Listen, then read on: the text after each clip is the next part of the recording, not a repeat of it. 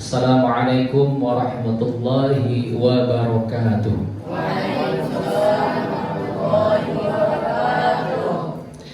Alhamdulillahi rabbil alamin, wa bihi nasta'inu ala umuri dunya waddin, wassalatu wassalamu ala asyrafil anbiya'i wal mursalin wa ala alihi wa ashabihi rasulillahi ajma'in. Yang terhormat Kepala Sekolah Tingkat Kuliah yang kami hormati Ustadz Ahmad Rafiq Al-Faruq LC, yang alhamdulillah sudah hadir dengan kita, yang sama-sama kita hormati seluruh ustadzat wal asatidz wal ustazat dan seluruh pamong dan juga seluruh santriwan dan santriwati yang insyaallah diberkahi Allah Subhanahu wa taala. Kaifa halukum? Alhamdulillah. Kata-kata itu tentu harus kita ucapkan setiap harinya dalam keadaan apapun kita. Ketika kita masih bernafas di dunia ini, selalu mengucapkan syukur kepada Allah Subhanahu wa ta'ala. Itu yang pertama. Kenapa? Seperti yang Ustadz Efri sampaikan beberapa waktu lalu, kita bersyukur karena nikmat yang paling besar. Nikmat apa? Iman. Nikmat iman. Ya, karena nabi-nabi terdahulu sebelum Nabi Muhammad SAW, ada yang keluarganya tidak beriman kepada Allah, entah itu anaknya, istrinya, orang tuanya. Nah, kita bukan siapa-siapa nabi, bukan keluarganya, apalagi cucunya. Tetapi alhamdulillah Allah berikan kita kesempatan untuk beriman kepada Allah dan juga kepada baginda Rasulullah SAW. Yang kedua, tentu kita selalu bersalawat kepada baginda Nabi Muhammad SAW. Allahumma shalli ala sayyidina Muhammad. Kita patut bersyukur karena kita dijadikan umat Nabi, ya, pemimpin seluruh Nabi dan Rasul ialah Nabi Muhammad yang paling mulia dan paling agung. Bahkan tidak hanya kita saja yang mengakuinya. Ada sebuah buku yang ditulis oleh orang Barat sana, yang ditulis dalam waktu 28 tahun. Berapa lama? 28 tahun. Buku itu ditulis oleh namanya Michael H. Hart. Wah, namanya barat sekali ya. Dia menuliskan sebuah buku yang kontroversial yang berjudul, kalau dalam bahasa Indonesianya itu 100 orang yang paling berpengaruh di dunia. Meskipun dia bukan seorang muslim, bukan seorang yang beragama Islam, tetapi karena dia sudah meneliti, sudah mengkaji selama 28 tahun, mau tidak mau mereka harus mengakui bahwasanya manusia yang paling berpengaruh di atas dunia ini adalah baginda Nabi Muhammad SAW. Kita doakan kalau mereka masih hidup, semoga mendapatkan hidayah dari Allah Subhanahu wa taala. Amin. Baik, sebelumnya izinkan Ana duduk di sini. Mohon izin Ustaz, tentunya ini diperintah oleh mudir ya. Kalau bukan diperintah mungkin rasanya juga berat untuk di sini memberikan pengetahuan meskipun sedikit kepada seluruh santriwan dan santriwati yang dirahmati Allah. Pada kesempatan kali ini mungkin Ana akan menyampaikan kurang lebih sekitar 10 menit singkat saja. Karena kalau masalah puasa, masalah fikih, masalah amalan-amalan yang kita lakukan di bulan Ramadan ini sudah dibahas terlebih dahulu oleh para ustadz sebelumnya dan juga para ustadz yang akan datang. Oleh karena itu, di kesempatan yang mulia kali ini, izinkan Ana untuk sedikit memberikan pengetahuan yang Ana ketahui tentang, kalau kita kasih judul itu, boleh kita kasih judul The Power of Istighfar. Apa judulnya? The Power of Istighfar. Kekuatan istighfar. Baik, santriwan yang dirahmati Allah Subhanahu wa taala dan santriwati yang tak lupa tentunya. Ana mau tanya terlebih dahulu satu pertanyaan saja. Di sini apakah ada santriwan atau santriwati yang tidak pernah berbuat dosa? Pernah ada satu orang mungkin, Ana tidak pernah buat dosa, buat masalah tidak pernah sama sekali. Sampai sekarang ada kira-kira? Tidak ada.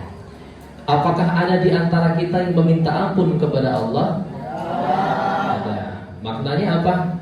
Kita semua pasti pernah berbuat berbuat salah. Bahkan Rasul mengatakan, kullu bani Adam khata'un. Seluruh anak Adam itu berdosa. Tetapi sebaik-baik orang yang berdosa ialah yang bertaubat. Dan salah satunya cara kita bertaubat kepada Allah Subhanahu wa taala adalah dengan meminta ampun, dengan memperbanyak istighfar. Ada sebuah hadis dari baginda sallallahu alaihi wasallam yang artinya, barang siapa yang mengucapkan astaghfirullah alladzi la ilaha illa huwal hayyul qayyum wa atubu ilaih, maka akan diampuni dosa-dosanya meskipun dia pernah lari dari medan perang. Kira-kira boleh nggak kita lari dari medan perang? Tidak. Kenapa kira-kira? Nah, hal ini sudah dijelaskan oleh Allah Subhanahu wa taala dalam Al-Qur'an surah Al-Anfal ayat 15 dan 16. Mungkin antum sudah hafal ayatnya, tapi ana bacakan artinya saja. Allah mengatakan kepada kita, wahai orang-orang yang beriman, siapapun di antara kalian yang bertemu musuh, terutama orang kafir di kancah peperangan, jangan pernah lari, jangan pernah mundur. Dilanjutkan oleh Allah dalam ayat ke-16, barang siapa yang lari dari medan perang, kecuali, nah ada kecualinya. Yang pertama itu adalah kalau mereka lari atau mundur untuk mengatur strategi, ya itu boleh. Untuk mengatur siasat itu boleh. Tapi kalau mereka lari karena takut, itu tidak boleh. Takut terluka, takut terbunuh, itu tidak boleh. Yang kedua, mereka boleh mundur atau lari kalau mereka bergabung dengan pasukan yang lain. Misal, kita berperang dengan orang kafir misalnya. Nah, ketika kita memiliki dua kelompok kita ini mungkin hampir sedikit lagi orangnya, mau terbunuh semua. Kita boleh mundur dengan catatan kita ingin bergabung dengan kelompok yang lain. Tapi kalau kita mundur karena takut mati, takut terbunuh, Allah mengatakan dia akan pulang membawa murka Allah dan tempatnya di neraka jahanam. Nah, kalau kita kembalikan ke hadis yang tadi, apa makna daripada lari dari medan perang di sana? Ternyata merupakan salah satu dari dosa besar. Kenapa? Karena orang yang lari dari medan perang itu mendapatkan murka Allah. Tetapi Allah mengatakan, barang siapa yang mengucapkan istighfar tadi, maka Allah ampuni dosa-dosanya meskipun dia pernah lari dari medan perang. Nah, kalau kita telusuri lagi sebuah hadis dari baginda Rasulullah SAW mengatakan, man aktsara minal istighfar ja'alallahu lahu min kulli hamin faraja wa min kulli dhiqin makhraja wa min warzaqahu min haitsu la yahtasib.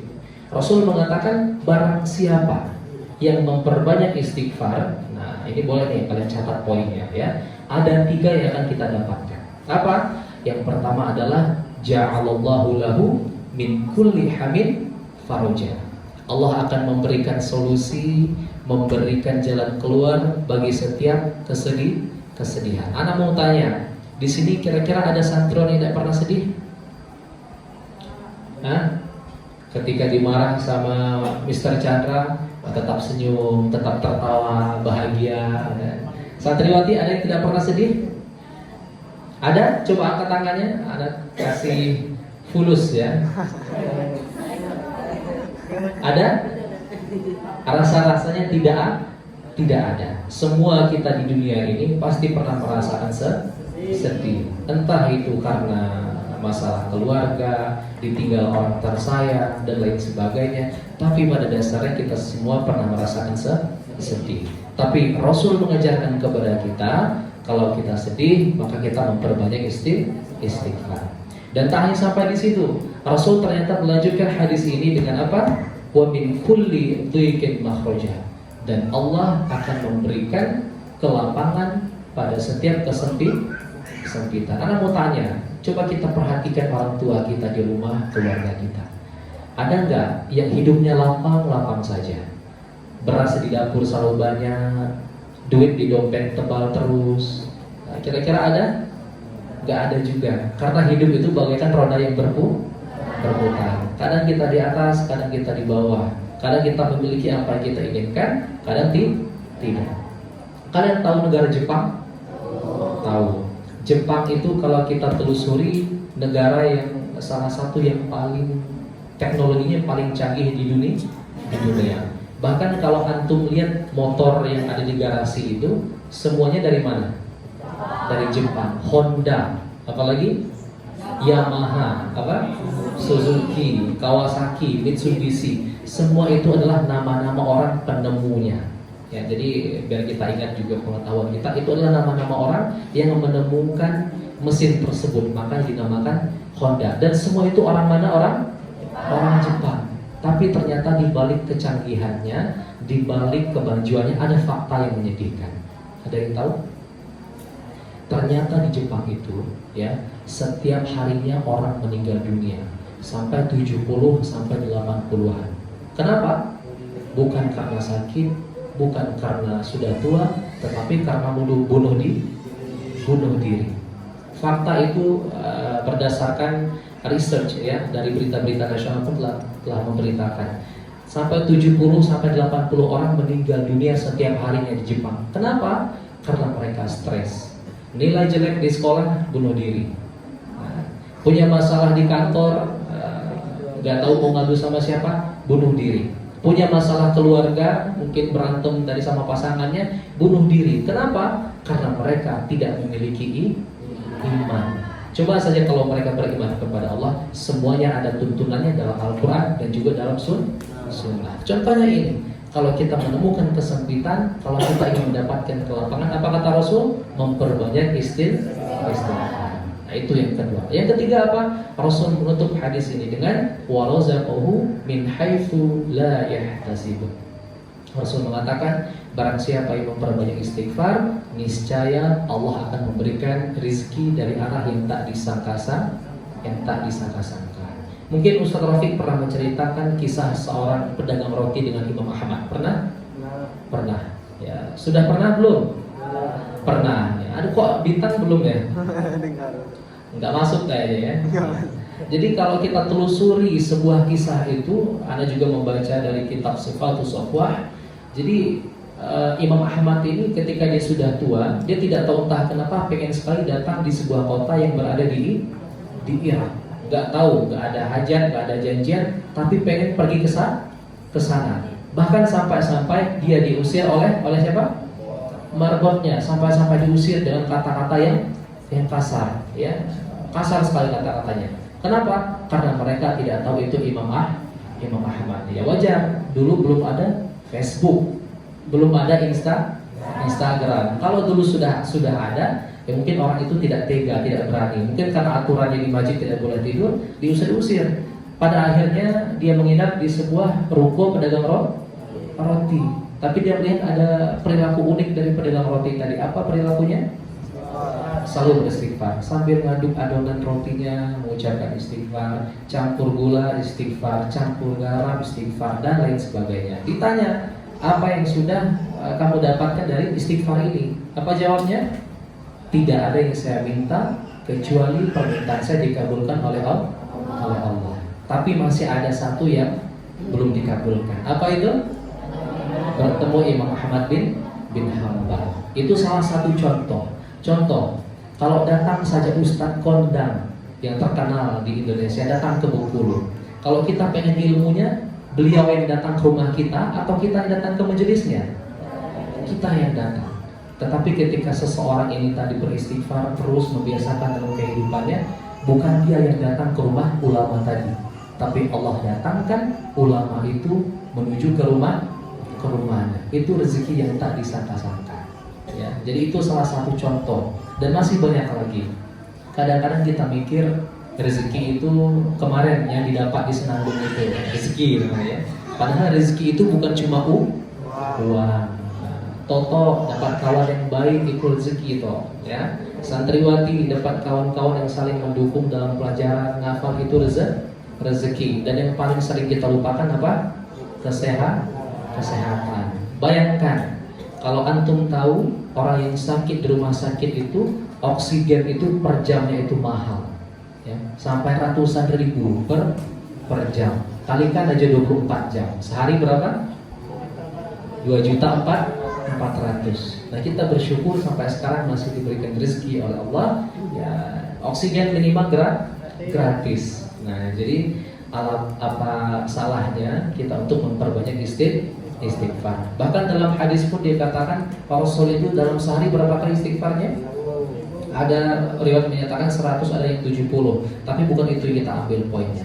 Rasul saja yang sudah pasti surganya, ya, yang manusia yang paling mulia, surganya yang paling tinggi, masih mau beristighfar. Nah, kita amalan masih berantakan, ya kan? Hisab juga menegangkan. Nah, tapi masih malas-malasan beristighfar. Jadi daripada antum duduk di pondokan ngobrol, ngomongin, gosipin orang lah atau ngomongin orang, lebih baik memperbanyak istighfar. Sembari kalian mungkin ketika baca Quran, sudah baca Quran banyak istighfar, sudah istighfar nanti sholawat, pokoknya isi itu semua. Apalagi kita sekarang berada di bulan Ramadan. Nah, kalau kita telusuri lagi, tentu istighfar ini banyak sekali manfaatnya. Sebab sebagai apa? Kebahagiaan di dunia, sebab turunnya hujan, ya, pembawa berkah, sebab adanya rezeki, apalagi banyak ya, bisa antum cari, bisa antum dalami lagi. Tapi pada dasarnya istighfar itu keutamaannya banyak. Nah, mungkin itu saja karena lebih dari 10 menit rasa-rasanya. Jadi mungkin itu saja dapat saya sampaikan. Semoga ini bisa bermanfaat dan harapan Ana mau tanya nih, ada nggak hari ini yang istighfarnya sampai 100 kali? Yang pernah dijamin? Torik, nah, nanti Ana kasih hadiah ya. Nah, yang lainnya biasakan ya. Biasakan beristighfar ya. Sesudah sholat perbanyak istighfar, sebelum sholat istighfar sembari menunggu orang iqomah. Jadi mungkin itu saja. Mohon maaf atas segala kekurangan. Jika ada kesalahan, kami mohon ampun kepada Allah tentunya, dan juga kepada antum semua. Mohon maaf dan juga mungkin koreksi jika ada sesuatu yang salah atau belum tepat. Mungkin itu saja. Kita tutup dengan mengucapkan hamdalah. Alhamdulillahirabbil alamin. Demikian. Assalamualaikum warahmatullahi wabarakatuh. Waalaikumsalam.